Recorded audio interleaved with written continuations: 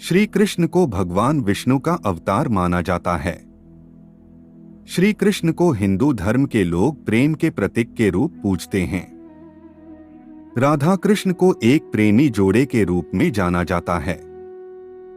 ऐसा माना जाता है कि ये दोनों एक दूसरे से बहुत प्रेम करते थे। तो फिर सवाल ये उठता है कि राधा कृष्ण एक दूसरे से शादी क्यों नहीं की? तो चलिए आज हम आपको बताते हैं कि क्या वाकई राधा कृष्ण एक होकर भी एक नहीं हो सके।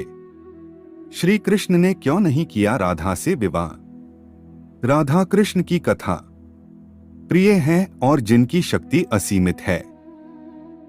भगवान कृष्ण की लीलाएं जानने के लिए हम सदैव उत्सुक रहते हैं। इस संसार में जब जब प्रेम कहानियों की चर्चा हुई है, भगवान कृष्ण तथा उनकी प्रेसी जो उनका ही भाग है, राधा का नाम सबसे पहले लिया जाता है। परंतु इस विषय में एक प्रश्न सदैव उठता रहा है कि कृष्ण और राधा विवाह के बंधन में क्यों नहीं बंधे।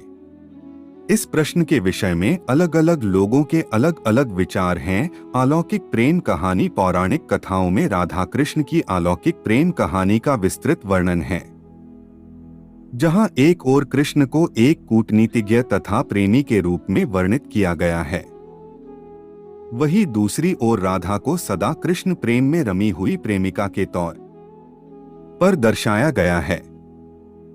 यह बात सर्वोपरि है कि राधा कृष्ण की प्रेम कहानी बचपन में ही आरंभ हो गई थी। यह सत्य है कि प्रेम और उम्र का कोई संबंध नहीं है। उम्र बढ़ने के साथ उनका प्रेम पनपता रहा, परंतु उनका अलग हो जाना ही नियति का निर्णय था। राधा रानी तथा कृष्ण का केवल प्रेम का ही नहीं अपितु आध्यात्मिक संबंध भी था। यहाँ हम आपको भगवान कृष्ण से जुड़े कुछ राधा कृष्ण का विवाह, जहाँ तक कि राधा कृष्ण के विवाह का प्रश्न है, तो क्या यह सत्य है कि वे इस बंधन में नहीं बंधे? शायद नहीं।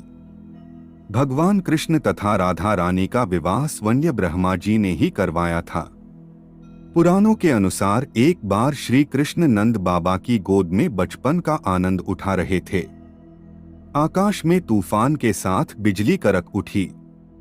नंद बाबा को किसी शक्ति का आभास हुआ। आपको जानकर आश्चर्य होगा कि यह शक्ति स्वयं राधा रानी ही थी। राधा के आने के पश्चात कृष्ण ने बाल रूप से किशोर रूप धारण किया। ब्रह्मा जी ने इसी समय राधा कृष्ण का विवाह कराया। विवाह के समय राधा रानी की सखिया ललिता तथा विशाखा भी उपस्थित थे। विवाह के पश्चात ब्रह्मा, राधा, विशाखा एवं ललिता अंतर्ध्यान हो गए तथा कृष्ण भगवान अपने मूल रूप यानी बाल रूप में वापस आ गए। अभिमन्यु राधा का विवाह। परंतु राधा के विवाह के संबंध में पुराणों में एक और भी उल्लेख है।